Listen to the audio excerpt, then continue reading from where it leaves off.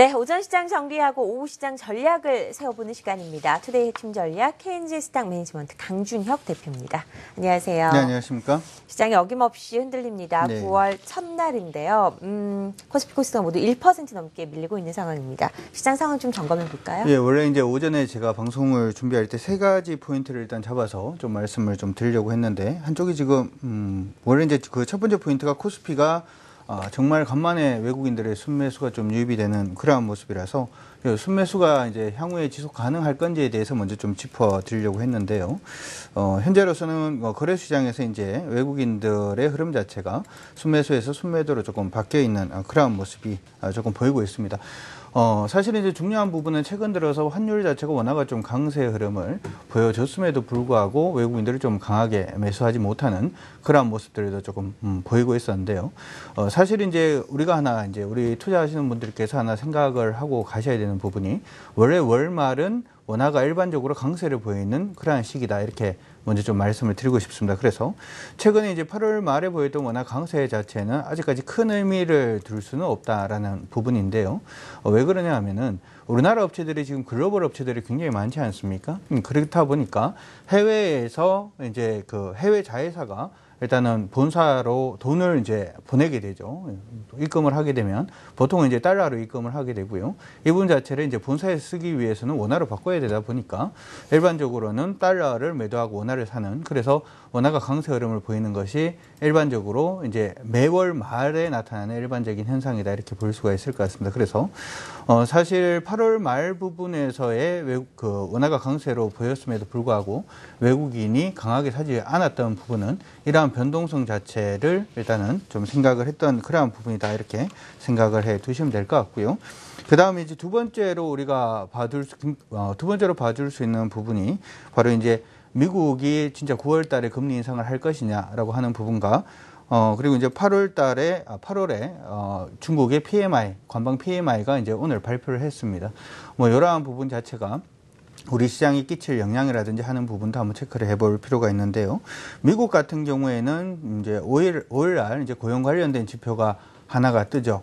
그러한 부분 때문에 일단은 고용 지표가 이제 굉장히 괜찮게 나오게 되면 미국의 경우에는 지금 얘기가 나오고 있는 게 이제 해외의 어떤 지표보다는 일단 국내 지표에 조금 더 집중하겠다라는 얘기가 지금 나오고 있고요. 그로 인해서 다시금 9월 달에 금리 인상을 하는 것이 아닌가, 이런 얘기들이 나오고 있습니다. 그래서 미국 시간으로 4일이고 우리 시간으로 5일인데요.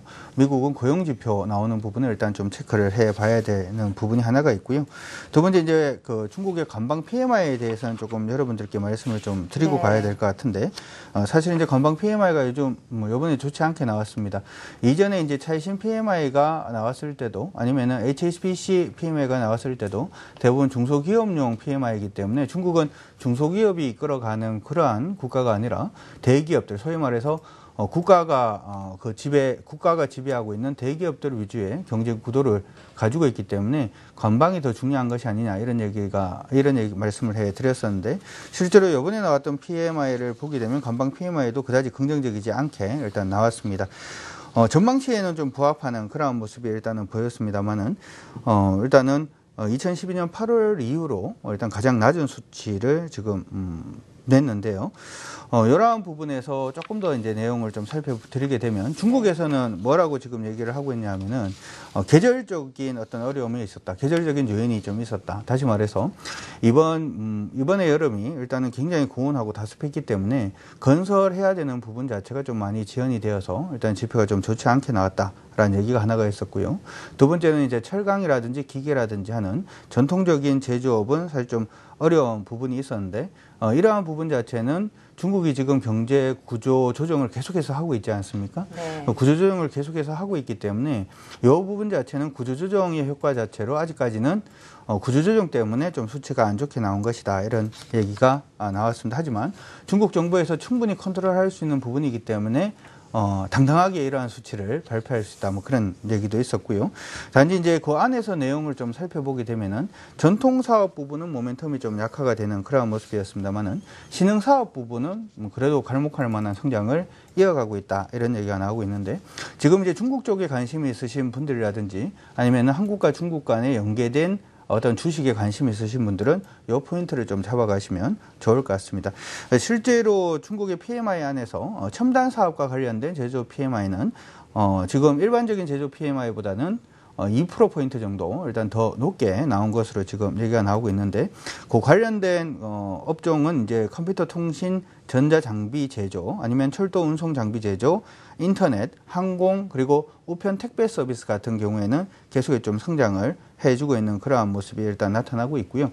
그리고 시장 안에서 계속 얘기가 나오는 중소기업은 굉장히 좀 어렵다 이런 얘기가 많이 나오는데, 이 부분 자체에서도 그렇기 때문에 최근에 금리도 건드렸고, 네. 그렇기 때문에 최근에 세금도 좀 많이 우대를 해주는 그러한 부분이 있기 때문에 거기에 뭐 무리는 없다 이런 얘기가 지금 나오고 있습니다. 그리고 일단은 중국 쪽의 어떤 업종이라든지 하는 부분을 살펴보시는 분들은 소위 말해서 이제 온라인 쇼핑이라든지 아니면은 항공이라든지 아니면은 우편 택배라든지 인터넷 소프트웨어, 컴퓨터 통신, 전자장비 제조라든지 철도 운송 장비는 여전히 PMI가 좋았다라는 걸 일단 기억을 해 두시면 좋을 것 같습니다. 중요한 것은 오늘 부분에 전 세계 이제 외국인들 매매가 굉장히 좀 중요하다 이렇게 말씀드릴 수가 있는데, 이렇게 보이는 거죠. 지금 중국의 PMI가 8월 PMI가 안 좋게 나오니까 중국이 더 이제 완전히 경기가 침체기로 접어드는구나라고 인식을 하게 되면은 일반적으로는 이제 매도가 많이 나온다든지 아니면 신흥국에서 자금이 더욱더 이탈하는, 특히 우리나라라든지 일본 같은 경우에는 중국 경기 둔화에 굉장히 좀 큰 영향을 받을 수밖에 없는 나라다 보니까 자금이 많이 빠져나갈 수가 있겠죠. 네. 그런데 지금 중국에서 얘기가 나오고 있는 것은 8월 달에 이렇게 안 좋을 줄 알았기 때문에 8월 달에 그렇게 금리도 많이 낮추고 지준율 인하도 했기 때문에 네. 우리가 선조치를 이미 해놨다라고 자꾸 얘기를 하고 있거든요. 그래서 이 부분 자체가 만약에 후자 쪽으로 시장의 공감대가 좀 형성이 되게 된다면 이래서 중국에서 먼저 경기 부양책이라든지 하는 부분을 8월에 많이 썼으니까 이 부분의 효과 자체는 언제? 9월에 나오겠죠. 그렇죠? 네네. 그렇기 때문에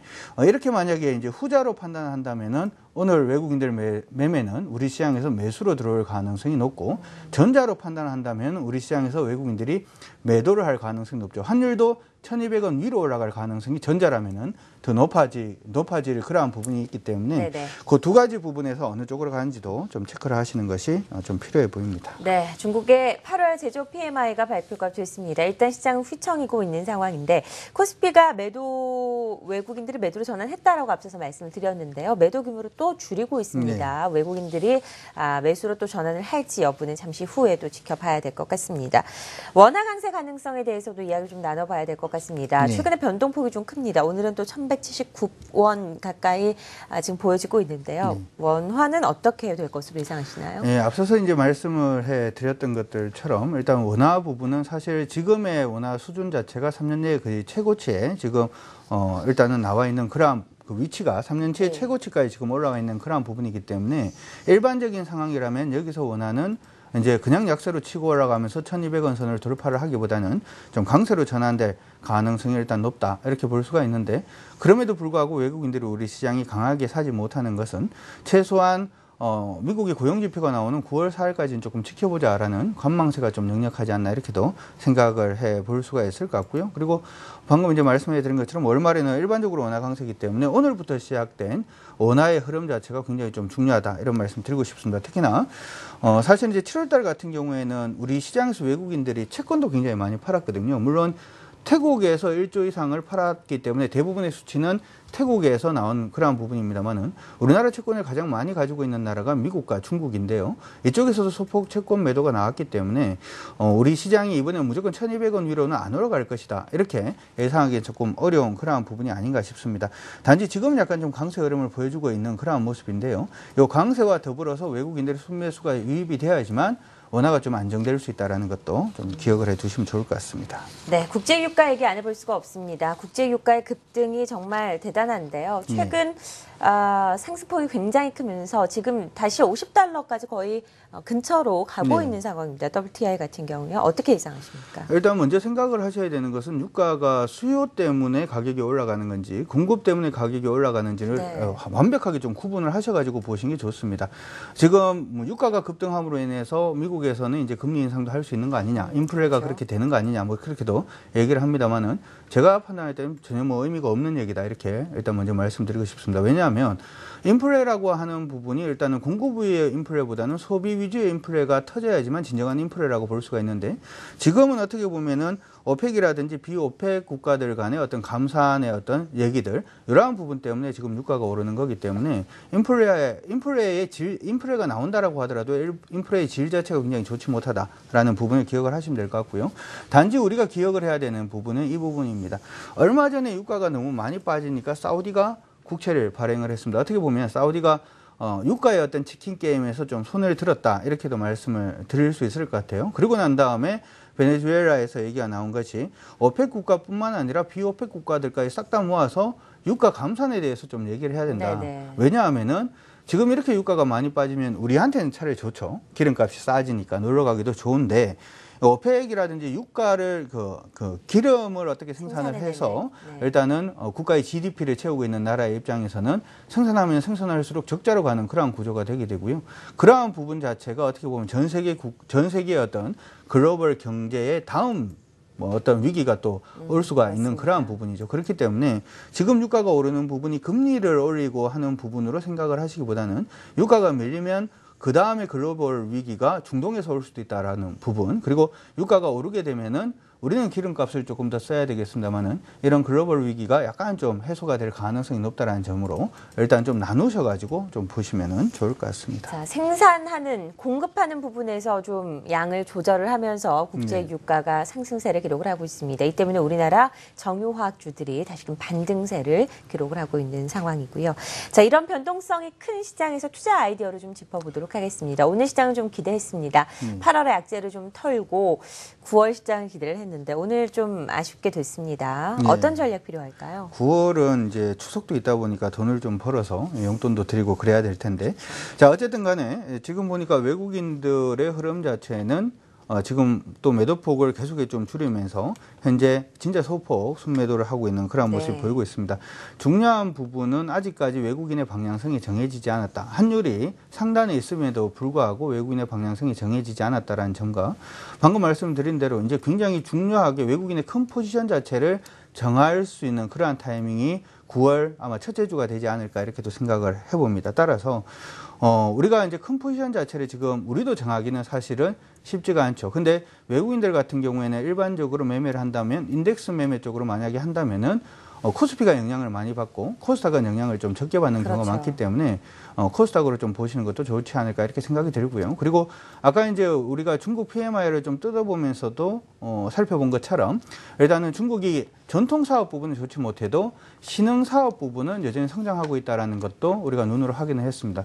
소비도 일단 크게 줄지 않는 그러한 모습이 지금 보이고 있거든요. 그렇죠. 그렇기 때문에 될 수 있으면 거래소보다 코스닥 위주로 그리고 전반적으로는 이제 상품보다는 문화 콘텐츠 쪽으로는 제가 계속해서 이제 엔터테인먼트 관련된 종목군들은 계속 보시라고 말씀을 드리는데요. 맞습니다. 예, 여전히 엔터테인먼트 관련된 종목, 문화 소비는 늘어날 가능성이 여전히 있기 때문에 그런 쪽으로 일단 틈새를 노리는 전략으로 시장을 대응을 하시면 좋을 것 같습니다. 네, 오늘 시장에 대한 투자 전략까지 세워봤습니다. KNG 스탁 매니지먼트 강준혁 대표와 함께했습니다. 고맙습니다. 네, 고맙습니다.